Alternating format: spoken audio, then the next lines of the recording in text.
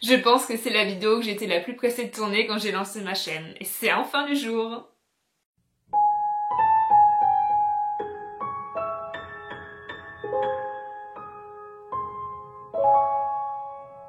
Je commence avec le traditionnel instant boisson chaude de mes vidéos lecture.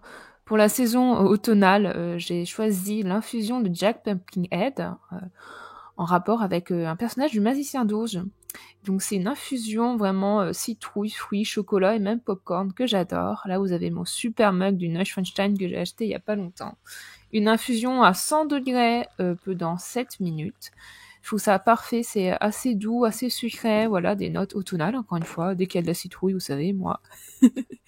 Et pour accompagner tout ça, j'ai pris des petits biscuits, du coup, à l'érable, qui sont délicieux, au sirop d'érable, et voilà ce qui va m'accompagner pendant cette palle du Pumpkin Autumn Challenge. J'espère que ça va vous plaire.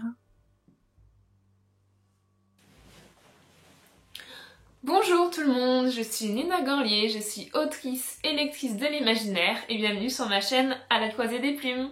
Là ça me fait bizarre, ça fait quasi 2 mois que j'ai pas tourné puisque j'ai pris une pause de tournage pendant les vacances, vous avez rien vu parce que j'avais des vidéos d'avance. Mais voilà, là je suis à court, on est au moment où j'enregistre le 31 août, vous c'est le 7 septembre. Pour moi, le 1er septembre, c'est déjà le début de l'automne. Et qui dit début de l'automne dit le Pumpkin Autumn Challenge, le challenge littéraire créé par Guy Mauze, du Canal Guy Mauze, il y a bientôt 9 ans. Je crois que c'est la version 9 cette année. Et j'adore ce challenge littéraire. Alors, qu'est-ce que c'est pour ceux qui ne connaîtraient pas?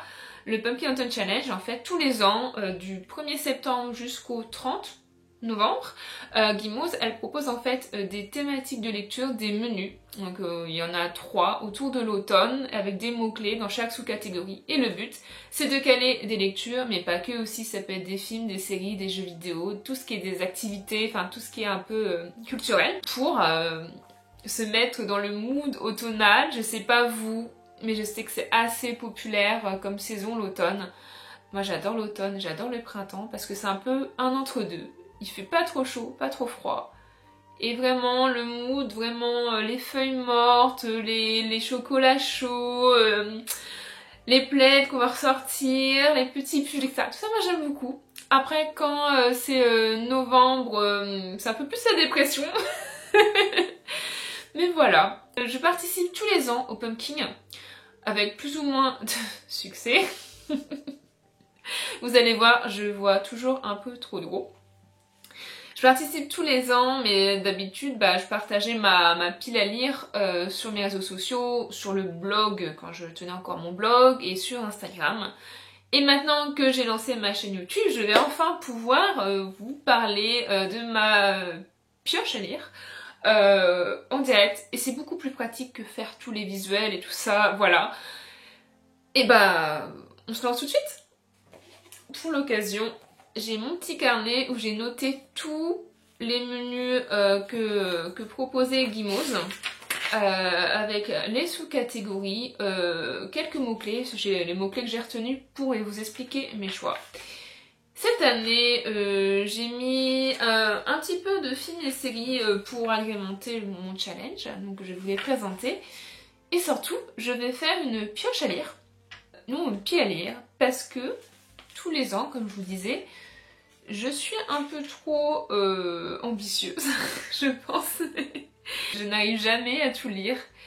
Donc là, j'ai sélectionné quand même pas mal d'ouvrages, mais vraiment je vais piocher, comme son nom l'indique, dedans au fur et à mesure, en mode c'est pas grave si je dis pas tout, et moi je cherche pas à valider la catégorie. En fait, plus qu'un challenge, le Pumpkin pour moi c'est une façon en fait, justement de sortir des livres de ma bibliothèque, certains qui dorment depuis longtemps, et d'orienter mes lectures en fonction de la saison, ce que j'aime bien faire en temps normal, mais là c'est une aide encore un peu plus parce que par exemple des fois je vais pas penser forcément à lire de la fantasy à ce moment là, donc c'est cool. Alors mon problème que j'ai eu cette année dans les 3 menus, donc il y a automne frissonnant, automne extraordinaire et automne rayonnant. Et ben comme souvent, celui qui m'inspire plus c'est l'automne frissonnant, parce que pour moi c'est vraiment l'automne de tout ce qui va faire un peu peur, gothique, horrifique, etc. Fantastique, tout ça c'est la saison parfaite pour moi. Donc dans ce premier menu, j'ai mis plein de choses, un peu trop, et pour les autres un peu moins.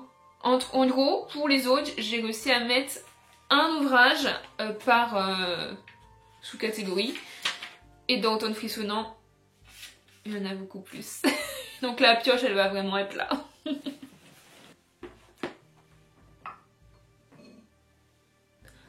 Petite pause boisson. J'avais même pas pensé à vous le dire, mais vous avez aperçu un peu du nouveau décor. Enfin, nouveau décor, hein. Je ne me suis pas foulée. Mais voilà, derrière, vous avez le Neuschwanstein, donc le château de Ludwig de Bavière que je suis allée voir la semaine dernière, en automne. Avec donc, mes 7 corbeaux, j'en ai 6 qui m'ont été offerts par Colombe et un là-bas qui m'ont été offerts par Nam la conteuse. Donc ça en fait 7, comme dans la Mélodie des limbes. Et je les ai mis ensemble parce que le château de Ludwig m'a inspiré aussi le château de Phébus dans la Mélodie des limbes. Et comme la Mélodie des limbes ça se passe dans un automne éternel, j'ai pris celui en automne. Voilà, thématique automnale. Alors, premier menu, automne frissonnant, mon préféré donc. Avec la première sous-catégorie, Monster Match. Moi, j'ai sélectionné les mots-clés suivants, Halloween, créature et classique. Pour cela, j'ai envie de visionner au moins deux choses, une série et un film qui seront tous les deux sur Netflix. Pour le côté Halloween et un peu classique, parce que c'est une adaptation d'un classique quand même des comics américains. C'est donc Mercredi, donc la saison 2 de Mercredi réalisée par Tim Burton, qui sort donc bientôt. Il y a une partie qui est sortie, la suite sortira tout bientôt sur Netflix. Et donc pour moi, c'est la série parfaite pour Halloween.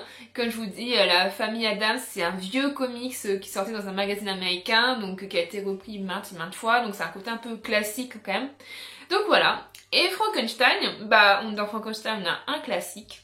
Quand même, c'est le premier roman de science-fiction tout de même qui date du début du 19e siècle.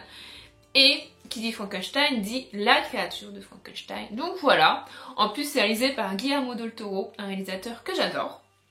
J'adorais son Pinocchio, j'adore City of Peak, bref. J'espère ne pas être déçue, là, à l'heure où j'enregistre, il vient tout juste d'être projeté en avant-première au Festival de Venise et les retours ont l'air top. Donc on va voir, en plus il y a Oscar Isaac, donc je vous en dirai plus dans le bilan que je ferai au mois de décembre. Et dans les romans, alors, dans le classique et un peu dans la créature on va dire, puisque le personnage principal est considéré un peu comme une créature difforme et rejetée pour ça. Voilà, c'est donc Notre-Dame de Paris de Victor Hugo. Alors moi je suis vraiment la Victor Hugo zouze quoi, la fan absolue, mais il faut savoir que je n'ai jamais lu la version intégrale de Notre-Dame de Paris. Shame on me, voilà, j'avoue tout. Et donc c'est enfin l'occasion, cette année j'avais eu l'idée de faire un classique par trimestre. J'ai loupé, j'ai lu Anna Karenine, j'ai pas encore fini le Comte de Monte Cristo, il me restait le Rouge et le Noir et Notre-Dame de Paris avant la fin de l'année. Je pense que Notre-Dame de Paris ça sera bon, mais le Rouge et le Noir ça sera une autre fois. C'est pas grave. Donc voilà, dans cette jolie édition poche avec un jaspage doré, ce que je vais faire, je pense, pour accompagner ma lecture, c'est que je vais revisionner les lives que mon amie Perceline avait fait sur sa chaîne Barocco Podcast. Elle avait fait une lecture commune sur Notre-Dame de Paris et elle avait découpé donc l'ouvrage, elle a fait des lives qui sont en rediffusion. Je vous mets tout ça en description. Voilà, comme ça j'aurai l'impression de faire une lecture commune avec elle et ses spectateurs, mais genre un an après quoi. Je reste dans le côté créature, mais alors c'est vraiment large parce qu'en fait c'est un roman que je voulais vraiment lire dans ce pumpkin. C'est un peu une tradition et je savais pas trop où le mettre, donc je vais dire créature. Il y a des monstres, il y a des démons, ça marche hein. C'est Les Enclaves dorées de Naomi Novik, donc qui est le 3e et dernier tome d'une éducation meurtrière, la série Scholomance. En fait, j'ai lu le tome 1 en 2023 pour le Pumpkin 2023, le tome 2 Pumpkin 2024, donc le tome 3 pour le Pumpkin 2025. J'ai hâte, j'aime beaucoup cette saga. C'est une dark academia un peu. Disons que c'est une école où en fait tous les magiciens de ce monde vont dans cette école là parce qu'ils émettent une sorte de magie qui attire les démons qui veulent littéralement les manger. Donc dans cette école là ils sont censés être en sécurité, mais disons que les démons arrivent à infiltrer les monstres. Donc c'est il y a plein d'opérations pour survivre. Et on suit donc elle, Galadriel, qui est une narratrice à la première personne, sacrée personnalité, qui a pas mal la poisse et disons qu'elle attire beaucoup les démons. J'en dis pas plus, j'aime beaucoup le ton un peu humour noir qu'il y a, l'action, tout ça, ça s'arrête pas. C'est très complexe comme création d'univers. Voilà, j'ai beaucoup aimé les deux et les deux premiers, on verra le dernier. Ensuite, nous avons, toujours dans Tonne frissonnant, seriez-vous capable de l'arrêter? Alors, les mots-clés que j'ai retenus, c'est thriller, enquête, suspense et manga. Pourquoi manga? Parce que il y a une saga de manga qui a été adaptée en animé, et c'est celui-là que j'ai regardé, qui s'appelle Monster, du l'auteur, j'ai oublié, je vous mettrai tout ça là, désolée. J'avais commencé à regarder les premiers épisodes quand j'étais au lycée, donc il y a 10 ans, ça date, hein. J'avais adoré et j'ai jamais fini. Et c'est le genre d'histoire où vous avez besoin d'avoir la fin. J'ai tout recommencé à zéro. C'est thriller, enquête, suspense. On est tellement là-dedans. En fait, ça se passe en Allemagne. En plus, j'adore ce pays. Pendant la guerre froide, enfin, quand le pays est divisé en deux, on suit un jeune médecin chirurgien japonais qui un jour va faire le terrible choix de choisir entre est-ce qu'il sauve le maire de la ville ou un petit garçon qui a été gravement blessé par balle. Lui il va faire le choix de sauver le petit garçon qui est arrivé en premier alors que tous ses supérieurs lui disent bah faut que tu sauves le maire, il est plus important et tout ça. Il va sauver le petit garçon, le maire va mourir, donc il va perdre son travail, sa réputation et tout ça. Il se dit bon j'ai fait le bon choix quand même, voilà. Sauf que des années après, il apprend que le petit garçon qu'il a sauvé a grandi pour devenir le pire criminel qui n'ait jamais existé. Et ce personnage, j'en dis pas plus, faut que vous découvriez, mais c'est sûrement l'un des antagonistes les plus fascinants, les plus dérangeants et les mieux écrits que j'ai lus de ma vie. Donc voilà, il faut que je continue cette histoire, donc j'ai visionné Monster dans mon Pumpkin. Je vais également lire 3 livres. Voilà. Première catégorie 2, là 3, vous comprenez déjà mon problème. Je sais pas. Dans cette catégorie-là, j'ai envie de tout mettre. Et encore, j'ai dû me faire mal pour ne pas mettre tout le reste que je voulais, quoi. Et puis ce qui est bien, c'est que j'ai pas choisi des petits livres encore. À chaque fois, on a des belles bricasses, hein. Bon là, c'est un format poche, mais quand même. Dans la continuité de ce que je vous disais sur une éducation meurtrière, l'année dernière j'avais lu le tome 1 de La 9e maison de Lee Bardugo, qui est aussi une dark academia thriller, il y a une enquête, il y a des scènes un peu graphiques quand même. Dans la même continuité, voilà, je vais lire le tome 2, jusqu'en enfer. J'ai aucune idée si c'est une duologie ou une trilogie. En tout cas, le tome 2 est sorti depuis longtemps et il n'y a pas de nouvelles d'un tome 3 en sortie en anglophone. Bref. Voilà, je vais peut-être devoir aller regarder un résumé du tome 1 quand même, parce que je me souviens plus de tous les détails à part la fin. Voilà, celui-là. Ensuite, on va rester dans la Dark Academia avec Les Silences de Mona de Nora Lake. Celui-là, déjà, je vais à tout prix le lire parce que c'est Nora. J'adore tout ce qu'elle écrit, elle est tellement talentueuse. Elle m'avait un peu raconté l'histoire il y a longtemps quand on discutait de nos projets, donc je sais à peu près ce qui se passe dedans, mais c'était il y a longtemps. Et une chose d'en parler ensemble et de le lire écrit quoi, avec sa plume magnifique. Donc voilà. Et en plus, je vous prépare quelque chose sur la Dark Academia. Donc là, c'est des lectures prioritaires parce que j'aimerais bien parler de ce livre dans la vidéo que je prépare. Les silences de Mona, je sais déjà que c'est un banger, j'en doute pas, mais les retours qui sont sortis vont dans ce sens, j'ai tellement hâte. Et enfin, un peu plus court on va dire, Les 4 fils du Dr March de Brigitte Aubert. Alors je vous l'avoue, celui-là je l'avais purement acheté par le titre parce que c'est une référence évidente aux 4 filles du Dr March. Sauf que cette fois là on est du coup dans du policier et alors à tel point j'ai choisi pour le titre que je sais même plus trop de quoi ça parle, mais du point de vue c'est voilà, c'est le journal de l'assassin en fait. On est du point de vue de l'assassin qui est de l'un des 4 filles du Dr March, mais lequel, voilà. Ça a l'air trop bien. Et en plus on alterne avec le journal de Jenny, la bonne, qui doit être l'héroïne, qui essaye de percer le mystère de qui est l'assassin. Je vous dis ça en décembre, si jamais je l'ai lu, peut-être que je lirai pas du coup. Ensuite, toujours dans Automne frissonnant, nous avons une sous-catégorie dont j'adore le titre, Ceux qui ignorent qu'il n'existe pas. C'est une référence au jeu vidéo Clair-Obscur qui est sorti cette année, qui est un chef-d'œuvre je trouve. Moi je joue pas aux jeux vidéo mais j'aime bien regarder les let's play, les histoires etc. Parce que niveau scénarisation, création d'univers, personnages, c'est vraiment très fort. Si vous aimez bien les histoires bien construites. Bref, les mots-clés que j'ai retenus c'est fatalité, deuil, secret et œuvre française. Et pour cela, j'ai choisi de lire alors Les Lumières de Kilchurn, je sais pas comment ça se dit, de Camille Santerre aux éditions Hurlevent.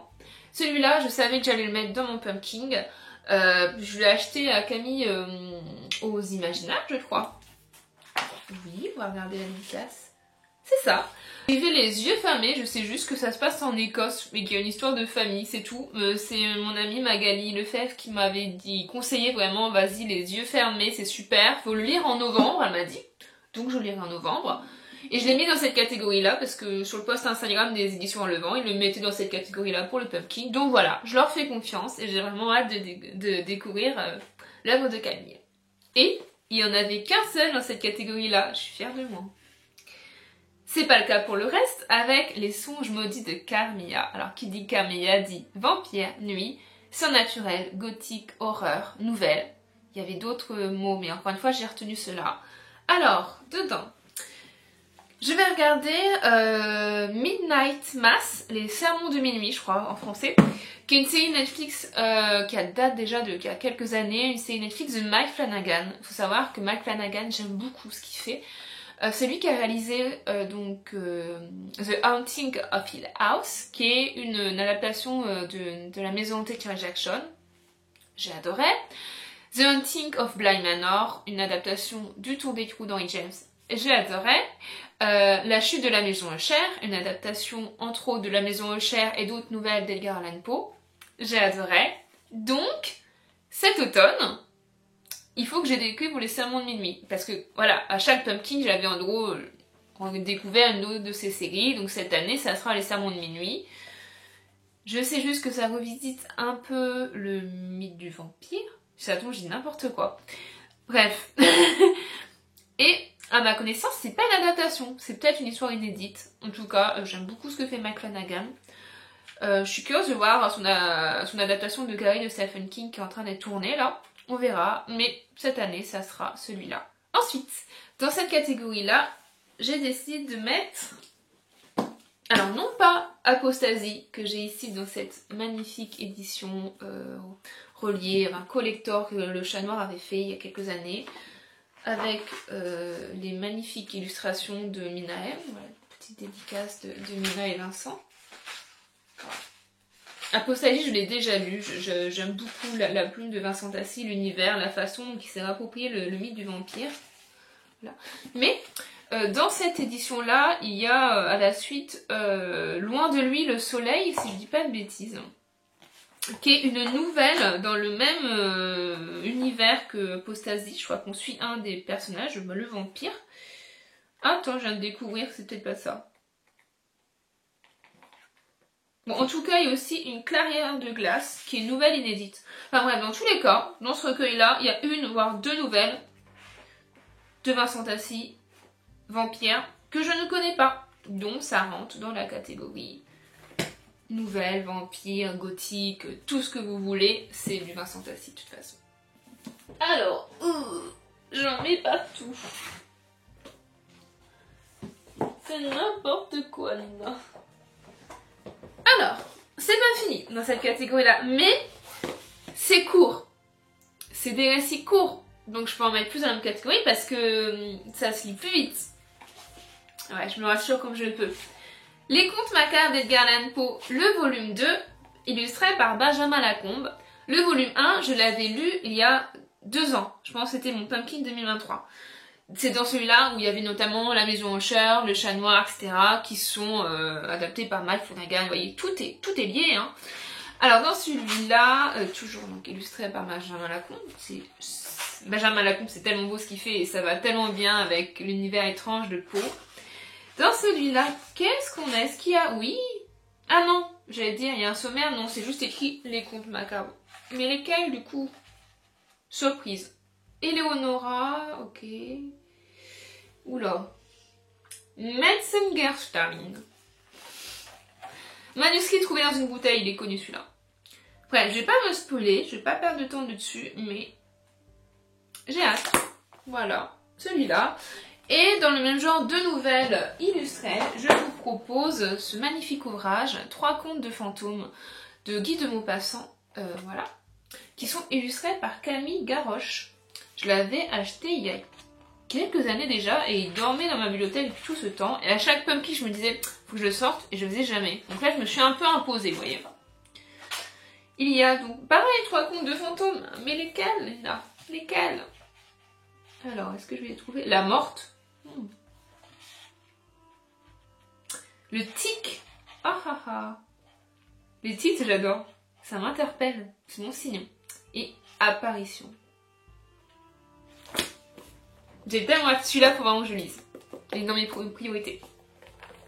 Et voilà pour automne frissonnant. Donc, comme je vous disais, c'est celui où je mets le plus de choses. Maintenant, je vais être raisonnable pour les autres. Donc, on enchaîne avec le menu automne extraordinaire. Avec, en premier, La Bonne Auberge de la Pierre Levée. Et là, j'avais retenu Fantasy Quête médiévale. Et pour cela, c'est une saga de bande dessinée que je n'ai pas avec moi là. J'ai la flemme de me relever et aller chercher. Je vais mettre une image. C'est très connu. C'est La Quête de l'Oiseau du Temps, de Loisel notamment. Il y a peut-être quelqu'un d'autre avec lui sur la série. Je vous remettrai les noms.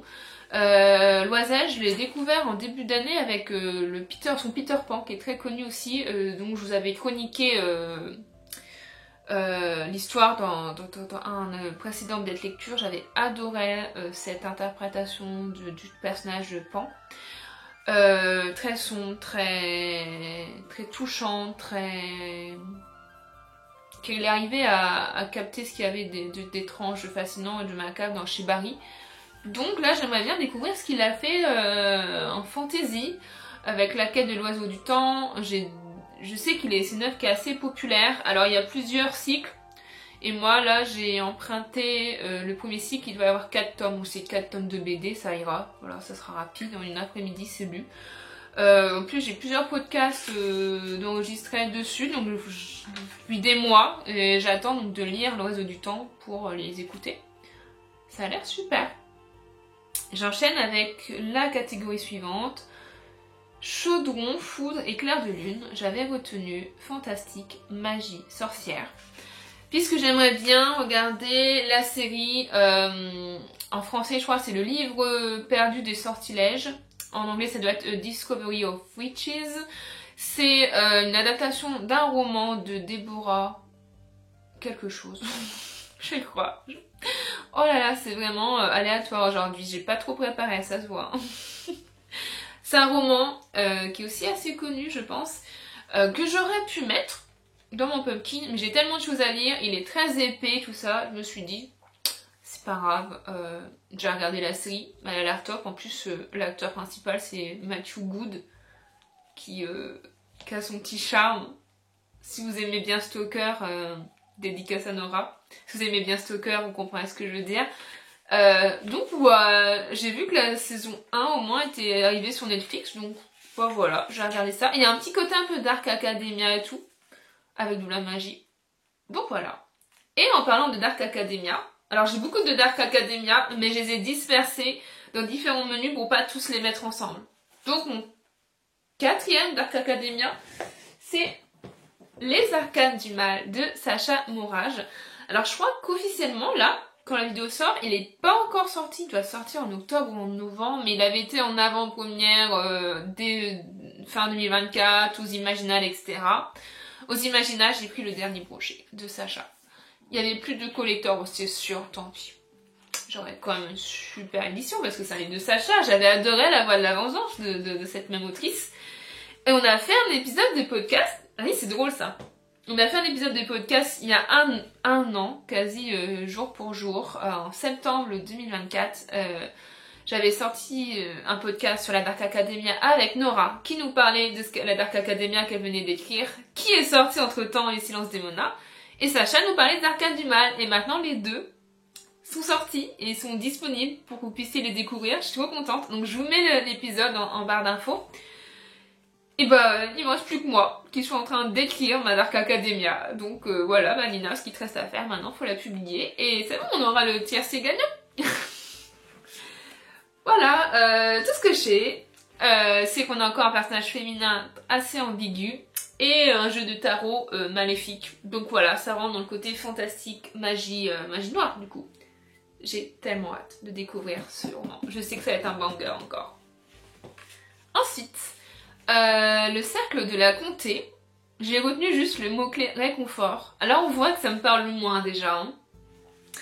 Et dans réconfort, j'ai mis la saison des enchantements que je peux pas vous montrer en physique puisque je n'ai pas encore l'ouvrage, il est en train d'être imprimé. Pour ceux qui ne connaissent pas, en fait la saison des enchantements c'est un recueil, c'est une anthologie de nouvelles automnales et cosy publiées aux éditions du Chat Noir ce recueil a été dirigé par Guimauze, la créatrice du Pumpkin. Voilà, tout est lié. Donc qui dit cosy, automne dit ce côté réconfort et en plus il se pourrait bien que votre chère demoiselle ait signé la dernière nouvelle du recueil, une nouvelle intitulée Pétrichor. Je dis ça, je dis rien. Peut-être que vous l'avez aussi mis dans votre pumpkin. Et voilà, j'ai lu certaines des nouvelles qu'il y a dans ce recueil. Enfin, j'en ai lu la mienne du coup et celle de Joe qui ouvre le recueil. Les autres, pas du tout. Je me suis laissé la surprise, le suspense pour le mettre dans le pumpkin. Vous allez voir, l'ouvrage, il est magnifique. La campagne Ulule a cartonné. Je crois qu'elle a été financée à plus de 200, quasi 300% quoi. Ce qui fait qu'on va avoir l'ouvrage relié avec les dorures, le jaspage, la totale. Je suis tellement contente. Donc voilà, ça sera le côté cosy, puisque moi je suis pas du tout une fille cosy dans mes lectures de base. Peut-être dans ma vie, mais pas dans mes lectures. Donc, c'est parfait pour cette catégorie. Enfin, la catégorie latte, c'était que ça, bon, en gros. Un livre qui a la couleur du latte, donc tout ce qui va être marron, orange, crème. Et j'ai mis donc les fêlures de Wakefield Manor de S.A. Germond chez les éditions Hurlevent. Encore un livre très fin, comme vous voyez. De toute façon, avec cette autrice, je suis habituée. J'avais lu il y a 1 an ou 2. Je sais plus. J'avais lu son premier roman, le premier des éditions Hurlevent, donc c'est Le cœur singulier de Millie Davis. Et pareil, c'est de Mel Wickas. Je pense que je peux assommer quelqu'un avec. Oh, c'est trop beau! J'avais pas vu que dans cette version-là, il y était... Mais il y a toujours, c'est toujours très joli les éditions Hurlevent à l'intérieur. Mais j'avais pas vu qu'il y avait un dessin. Alors lui, techniquement, c'est une histoire 1910 Angleterre, une préceptrice dans un manoir et tout ça. Clairement, ça pourrait rentrer, je pense, dans la catégorie précédente avec des manoirs gothiques et tout. Mais il y en avait déjà trop, donc je l'ai mis là. Parce que la couleur de la couverture, et encore une fois, sur le post des éditions Hurlevent, ils proposaient celui-là, à cet endroit-là. Je suis bah pourquoi pas, je vous fais confiance, et dans tous les cas, je l'ai pris à Sarah, à l'autrice, aux Imaginales. Et c'est cool, si je pouvais lire celui de Camille et celui-là, les deux cet automne, j'en serais ravie, parce qu'ils me donnent vraiment très envie. Bref, catégorie suivante. Automne rayonnant. Première catégorie, je ne couperai pas mes cheveux, je ne parlerai pas moins fort. Les mots-clés sont mythologie, émancipation et féministe, entre autres. Encore une fois, c'est ceux que j'ai sélectionnés. Maintenant, il faut que je retrouve le livre. Ici.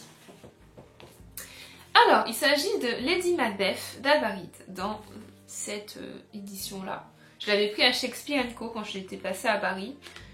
Je préfère l'autre couverture, mais bon, je vais pas faire ma difficile. Alors, Avarid d'elle, j'ai lu donc Impasse engloutie, que j'avais beaucoup aimé.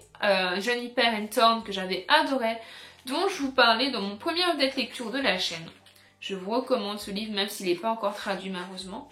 Là, Lady Macbeth, donc je l'ai en anglais. Est-ce qu'il est sorti en français? Peut-être, peut-être pas. S'il n'est pas, il sortira bientôt.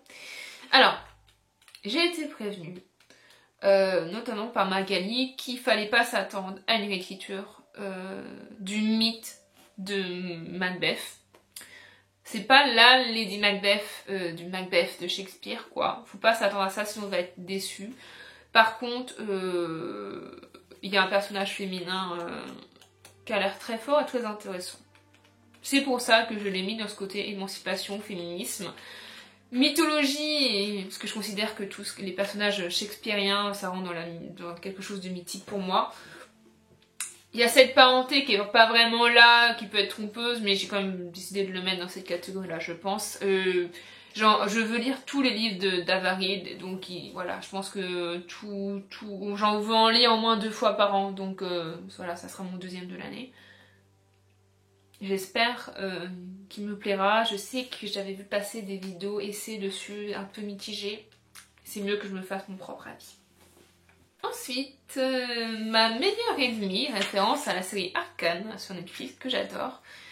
Alors, il y avait plein de troupes, de thèmes, Enemies to Lover, Évolution, etc. J'ai rien retenu de tout ça. Alors, j'en avais plein qui pourraient entrer dedans en vrai. Non, moi, je me suis sélectionnée juste steampunk, parce qu'il y a un ouvrage un peu plus jeunesse par rapport à tout ce que je vous ai proposé pour l'instant, qui est dans ma pile à lire depuis Westurlang. Le seul Westurlang que j'ai fait, ça devait être 2023. Et donc ça commence à dater.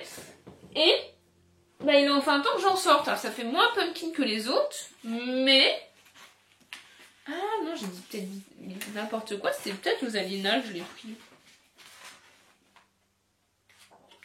Bref, je l'ai en ma possession, ce qui compte, c'est Pax Automata d'Ariel Holz. Donc comme vous voyez, c'est du steampunk. Je sais plus trop de quoi ça parle. 1889. Ah, c'est une uchronie. Napoléon III a vaincu la Prusse à Sedan. Donc l'empire de Napoléon III a continué, quoi. Le second empire. Uchronie, steampunk, tout ça a l'air fun. Moi, d'Ariel Holz, pour l'instant, je n'ai lu que les Sœurs Carmine, ça commence à dater, j'avais adoré, il a fait tellement de choses depuis, et je suis en retard. Donc, bah voilà, Pax Automata. De lui, j'ai aussi...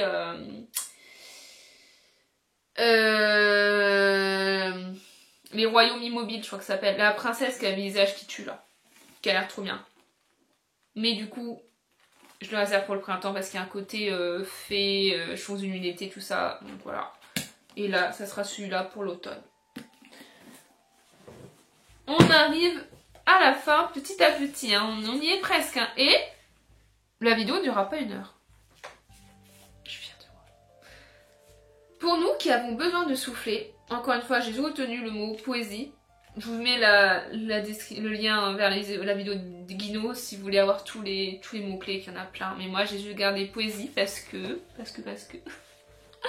Où c'est ? Là. J'ai envie de lire un peu de poésie, j'en lis pas assez alors que j'ai pas mal de recueils en ma possession. Et là, donc, je vais découvrir Emily Dickinson, ses poésies d'amour qui ont été traduites par Jean-Marc Lantéry. Alors, c'est loin d'être son œuvre complète, j'ai l'impression, hein. Mais, depuis le temps que j'ai envie... Je connais un de ses poèmes que j'avais mis d'ailleurs au début de la Mélodie des Limbes, c'est celui... La mort qui s'arrêtait pour moi, là. Un poème sublime que j'aime beaucoup, assez court. Là, j'aimerais bien découvrir ce qu'elle a fait, Emily Dickinson. Et j'aimerais bien aussi, un jour, regarder la série avec Hailey Steinfeld, qui a l'air pas mal. Donc voilà, je vais découvrir Emily Dickinson. Et dernière sous-catégorie, pour finir cette pioche à lire, ma foi, bien conséquente. Rester tout le temps avec Brindy. J'ai choisi les mots-clés amitié, animaux et jeunesse. Et donc, là, je vais enfin lire Bruxelles, puisqu'il y a un petit jeu de mots. Vous voyez pas, ça brille. D'Éléonore de Villepoix, et donc ça s'appelle Bruxelles, puisque on a des oiseaux. Ça a l'air tellement fun. Éléonore de Villepoix, moi j'avais adoré la duologie de la ville sans vent chez Hachette, qui commence à dater aussi. J'ai l'impression, c'est peut-être une énorme bêtise, j'ai l'impression que c'était le premier roman de fantasy qu'Hachette Roman sortait à l'époque. Je sais plus s'il y en avait vraiment beaucoup avant. J'avais adoré, et donc depuis elle a fait celui-ci, qui est un one-shot, qui est un joli objet livre relié. Et donc, à Bruxelles, depuis le printemps, des œufs se volatilisent. Le Parlement des oiseaux décide de tirer au clair ces disparitions mystérieuses. La mission est confiée à un trio bigarret, Jaboterne, un pigeon lunaire, Seth, une corneille acariâtre, et Champerdu, un rouge-gorge tapageur. En 8 jours, d'un bout à l'autre de la ville, cette équipe improbable va devoir résoudre l'affaire, quitte à y laisser des plumes. Une fable animalière percutante qui pose avec finesse et humour un regard sur la société et son rapport à la différence. Ça a l'air trop fun, j'adore. Je vous ai lu le résumé et je m'aperçois que je vous ai lu aucun autre résumé. C'est vraiment la vidéo du pumpkin un peu... voilà, c'est low cost quoi. Vous me pardonnerez, hein, c'est la première que je fais. Mais après tout, elle aurait duré 2 heures sinon. Voilà. Je vous reparlerai plus en détail de mes lectures. J'ai même pas bu, tiens. J'ai tellement été emportée, ça a eu le temps de refroidir. Je vous parlerai plus en détail des lectures qui ont été finalement lues, sélectionnées et lues par mes soins. Je pense que je ferai un update fin octobre, genre un update mi-parcours de Pumpkin. Et là, ça sera sûrement les lectures les plus frissonnantes de la sélection, puisque ce que je fais généralement, j'aime bien en septembre c'est tout ce qui est un peu Dark Academia, en octobre c'est tout ce qui fait un peu peur et tout, et en novembre c'est tout ce qui va être un peu plus atmosphérique, mélancolique et tout, un peu ce genre de choses, quitte à faire la transition après novembre, décembre avec un peu de fantasy. Voilà, donc je pense que fin octobre ce sera une update lecture sur ça, et dans tous les cas début décembre je vous ferai une grosse vidéo bilan du Pumpkin où là je vous présenterai plus en détail, avec plus d'histoire du coup, les lectures que j'aurais faites. J'ai même pas compté, là j'en ai combien. C'est quoi vraiment cette booktubeuse en carton? Combien j'en ai fait? Sachant qu'il y a 12 catégories, donc on peut avoir minimum, si on les fait toutes, 12 lectures. Moi, j'ai aussi en mettre dans chacune, parce qu'il y en a que j'ai galéré, hein. Tout ce qui était un peu réconfort et tout, moi je n'ai pas beaucoup de réconfort. Hein. Notre-Dame, éducation meurtrière. Ensuite, j'ai Silence de Mona jusqu'en enfer, Docteur March, Les lumières de Kirchun, Les contes, Loin de les soleils, Maupassant, L'oiseau du temps. Je considère l'oiseau du temps comme les 4 tomes comme un truc, hein. Ça fait 10. Les arcanes du mal, 11. La saison d'enchantement, 12. Les Imabeth, 13, 14, 15... 16 ouvrages à lire, plus des séries, des films à regarder. Je crois que votre mère Gorlier, elle a un peu été ambitieuse sur ce coup-là. Mais au moins, plus il y a de choix, mieux on est. Hein. Voilà, je vais arrêter de parler. J'espère que cette vidéo vous a plu. Est-ce que vous participez au Pumpkin Autumn Challenge? Est-ce que parmi les ouvrages que je vous ai présentés, vous en connaissez certains? Qu'est-ce que vous en avez pensé? Moi, ça y est, je suis déjà à fond en mode automne. Là, j'enregistre, on est le 31, donc c'est le 1er septembre. Le challenge commence officiellement demain. Je vais pouvoir enchaîner dans mes lectures. Si jamais vous avez des recommandations automnales, n'hésitez pas à me les partager en commentaire. Je vous prépare une vidéo courant octobre sur justement des recommandations de lecture spéciale automne. J'espère que ça vous plaira, moi j'adore regarder ce genre de vidéos. Et voilà, si vous avez regardé toute la vidéo jusqu'au bout, n'hésitez pas à commenter une citrouille, des feuilles mortes, ce genre de choses, quelque chose, une image ou un mot en rapport avec l'automne. Et sur ce, je vous dis à bientôt, à la semaine prochaine pour un update lecture, normalement, si je suis bien à jour dans mon planning. Et je vous souhaite de bonnes lectures. Bisous!